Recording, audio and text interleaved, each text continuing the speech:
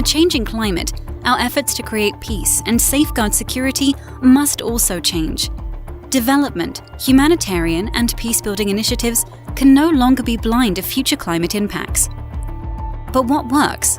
What have we learned through our fieldwork and research to sustain peace in a warming climate?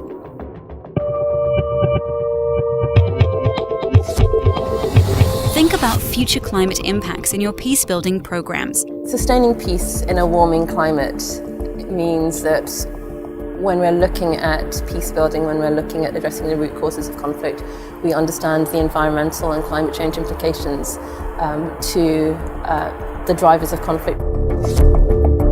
Think about conflict in your climate adaptation and mitigation programs. If you are resilient, if you have the institutions that can mitigate the conflict, then it doesn't automatically lead to violent conflict. And that's why you really need to build a peace-building approach and think about the conflict dynamics into your climate adaptation and your mitigation programs. Understand and address existing gender and generational inequalities.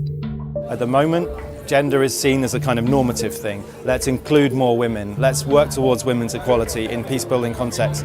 But we want to say that working on gender norms is actually strategic. It's part of the peace strategy. The generational gap is also some of the things that we have to be dealt with, which means giving opportunity for young people in leadership and giving them access at that level also is important.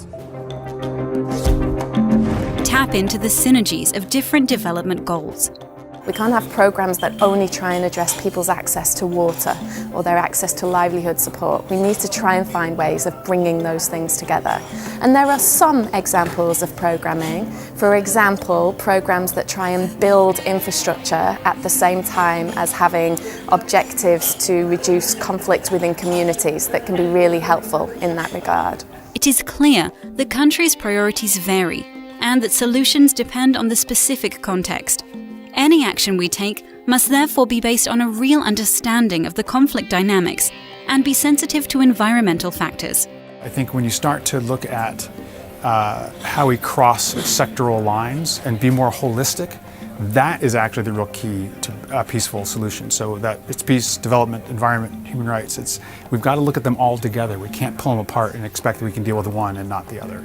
I hope that the international community will be able to become more flexible, less doctrinary, more adaptable, listening more to what seems to work or not work from their partners in country, and that will be able to be less fragmented, more united, and more in a listening mode than we have been up to now. For further information, please consult our recent publications.